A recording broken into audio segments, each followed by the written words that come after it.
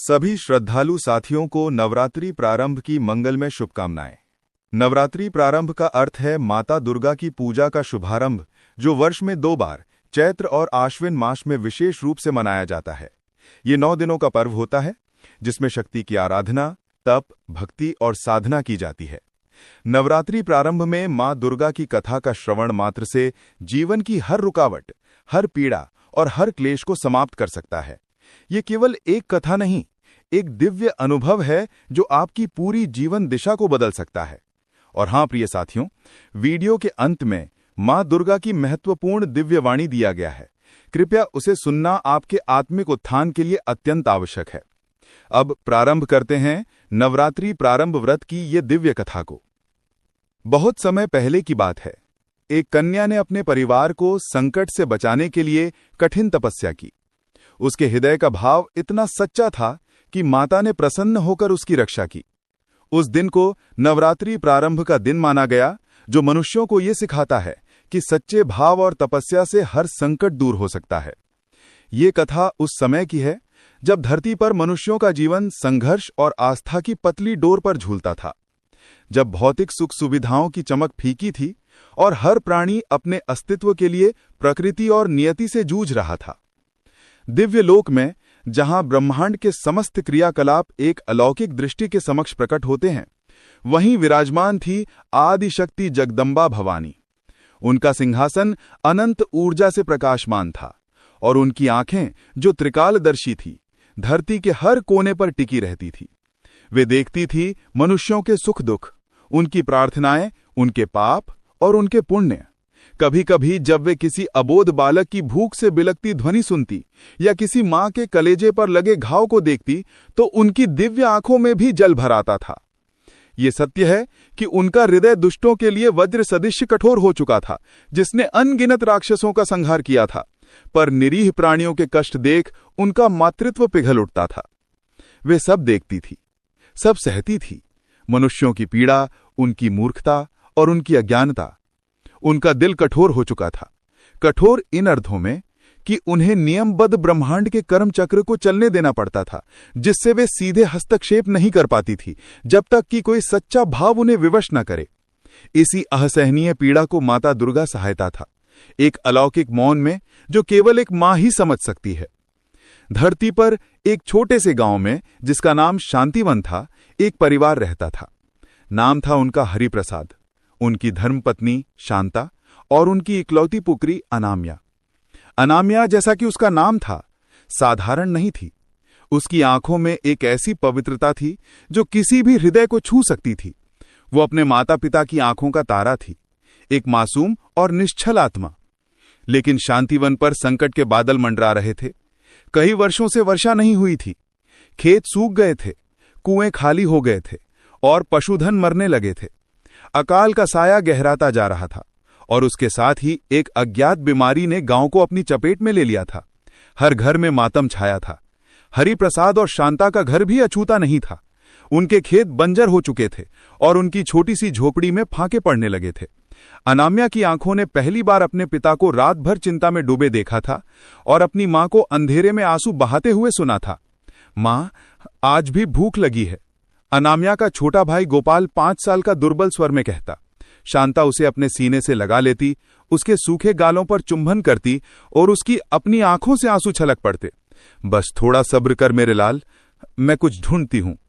लेकिन वो जानती थी कि उसके पास कुछ नहीं था। हरिप्रसाद बाहर गांव वालों के साथ किसी समाधान की तलाश में भटकते रहते, पर हर तरफ निराशा ही निराशा थी। अनामिया, जो अभी मात्र 14 वर्ष की थी, इन सब कष्टों को भीतर ही भीतर सह रही थी। उसके कोमल हृदय में अपार कष्ट था, इतना अपार कि वो किसी को बयां नहीं कर सकती थी। उसे अपने माता पिता की दुखती आंखें, गोपाल की सूखी मुस्कान और गांव के बच्चों का भूख से मुरझाया चेहरा अंदर ही अंदर चीर रहा था। वो रात में जागती रहती, अपनी मां के अंधेरे में सिसकने की आवाज सुनती और उसका अपना गला घुटने लगता। उसके बाल मन क्यों को हो रहा है रहते। ये सब? क्या ईश्वर नहीं सुनता हमारी पुकार?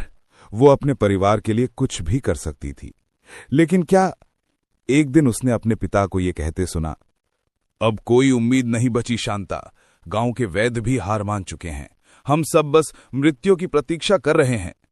इन शब्दों ने अनामिया के अंदर कुछ तोड़ दिया। नहीं, उसके मन ने चीखा। ऐसा नहीं हो सकता, वो अपने परिवार को ऐसे हारते हुए नहीं देख सकती थी। रात के गहन अंधकार में जब पूरा गांव सो रहा था, अनाम्या अपनी झोपड़ी से बाहर निकली। चंद्रमा की क्षीण रोशनी में उसने अपने माता पिता के शांत चेहरे देखे, जिनमें अब केवल थकान और निराशा थी। गोपाल अपने छोटे से बिस्तर पर सिकुड़ा हुआ सो रहा था। उसका पेट भूख से चिपका हुआ था। अनाम्या के हृदय में अपार कष्ट का ज्वार उमड़ पड़ा। उसकी आंखों से अविरल आंसुओं की धारा बह निकली। मैं इन्हें ऐसे नहीं छोड़ सकती, मैं कुछ करूंगी। उसे याद आया, उसकी दादी अक्सर उसे देवताओं की कहानियां सुनाया करती थीं। कैसे भक्त अपनी सच्ची श्रद्धा और तपस्या से देवताओं को प्रसन्न करते थे और असंभव को संभव बना देते थे। एक कथा थी पहाड़ों में छिपे एक प्राचीन देवी मंदिर की, जहां कहा जाता था कि आदि शक्ति स्वयं वास करती है। वहां जाकर जो सच्चे हृदय से पुकारता है, उसकी हर इच्छा पूर्ण होती है। दादी कहती थीं, ये विचार उसके मन में बिजली की तरह कौंधा। तपस्या, मुझे तपस्या करनी होगी। ये एक जोखिम भरा अकल्पनीय निर्णय था एक बच्ची के लिए, लेकिन उसके हृदय में परिवार के प्रति प्रेम इतना तीव्र था कि उसने हर भय को रौंद डाला।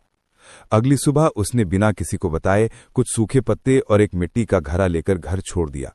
उसकी मां शांता जब जागी और अनाम्या को ना पाकर विलाप करने लगी, तब तक अनाम्या गांव की सीमा पार कर चुकी थी।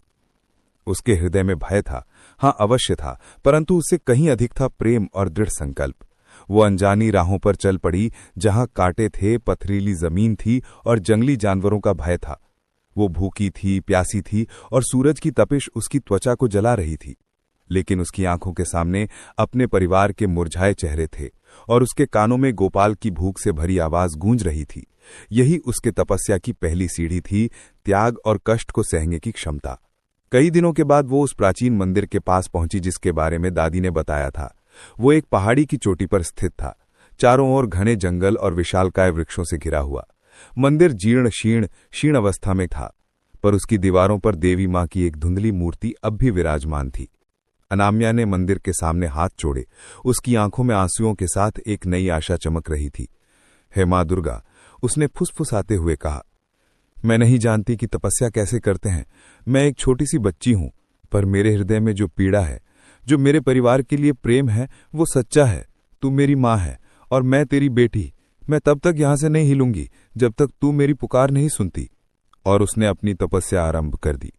वो एक पत्थर पर बैठी आंखें मूंदकर सिर्फ जय माता दी का जाप करती रही। दिन बीतते गए।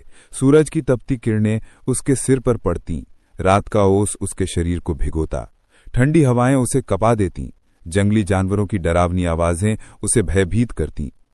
सांप उसके पास से गुजरते, कीड़े मकोड़े उसे काटते, भूख और प्यास की ज्वाला उसे अंदर से जला रही थी। उसके शरीर पर छाले पड़ गए थे, त्वचा फट गई थी और हड्डियां दिखने लगी थीं। एक एक पल कष्ट का पहाड़ था।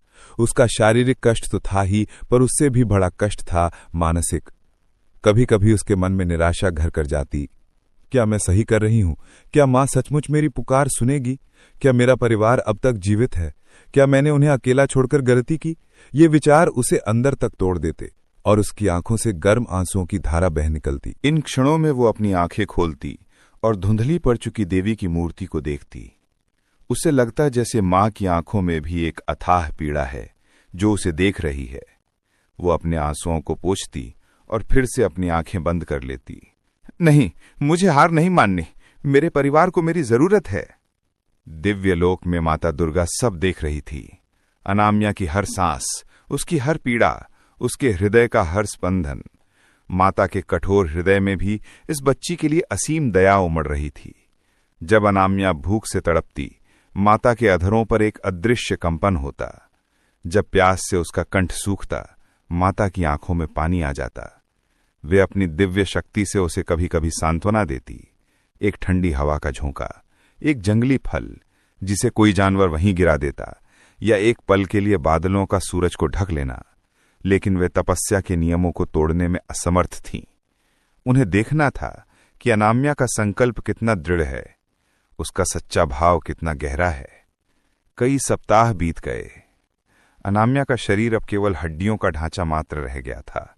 उसकी आवाज क्षीण हो चुकी थी, लेकिन उसके मन का संकल्प और भी दृढ़ हो गया था। अब उसके पास सोचने की भी शक्ति नहीं बची थी। वो बस एक यंत्रवत जय माता दी का जाप करती रहती और उसकी आंखों के सामने उसके परिवार के चेहरे घूमते रहते। वो लगभग बेहोशी की हालत में थी जब एक रात भयंकर तूफान आया। बिजली कड़क रही थी, मूसलाधार वर्षा हो रही थी और तेज हवाओं से पेड़ जड़ से उखड़ रहे थे। अनामिया उस पत्थर पर निढाल पड़ी थी। उसका शरीर ठंडी बारिश में कांप रहा